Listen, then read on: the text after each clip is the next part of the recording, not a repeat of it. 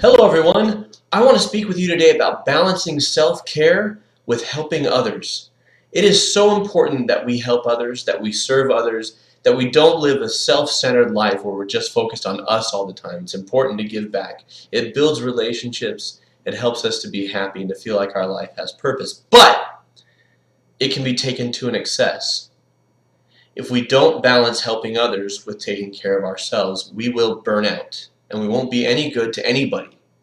I learned this as a kid. My dad was an archer. He was a bow hunter, and he got me into it, and he got me a bow. And one time he went into the garage, and he found that bow strung. I was too lazy to unstring it. So meaning that the bow was still bent and the cord was taut, even though I wasn't using it for anything. He said to me, "Son, you have to unstring the bow. Otherwise that cord is going to tether and fray, and the wood is going to splinter and snap, and that bow is going to break, or it's going to be flimsy and flaccid, and it's not going to be any use to anybody." Similarly, we have to take time for ourselves. We have to take time to exercise, to read, to meditate, to pray. We have to take time to enjoy food and nature and art. We have to take time for ourselves. Otherwise, we will burn out and we won't be any good to anybody.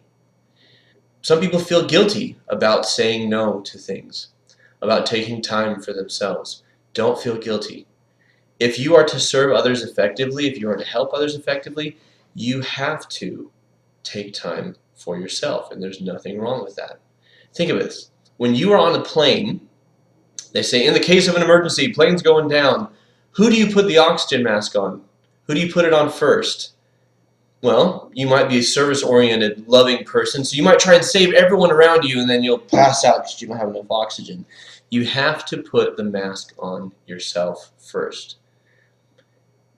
It's the same way with our lives. A lot of people ask me, "Man, you must deal with some heavy stuff in therapy. Does that really affect you when you go home? Do you feel weighed down by the problems of your clients?" And I say, no. And for the most part, no. They say, "What, don't you care?" I said, "No, I care very much about my clients."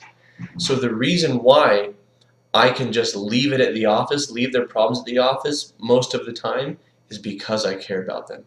Because I know that if I go home and I take time with my family and I take time for myself and I come back refreshed, I will better be able to help them. And it's going to be the same way with you. If you are feeling burnt out from helping people, if you are feeling burnt out from saying yes all the time, know that it is okay to say, "I would if I could."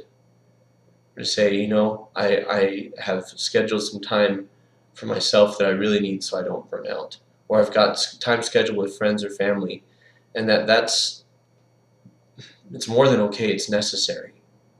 So when it comes to balancing self-help with helping others, make sure, yes, it's wrong to think only of yourself.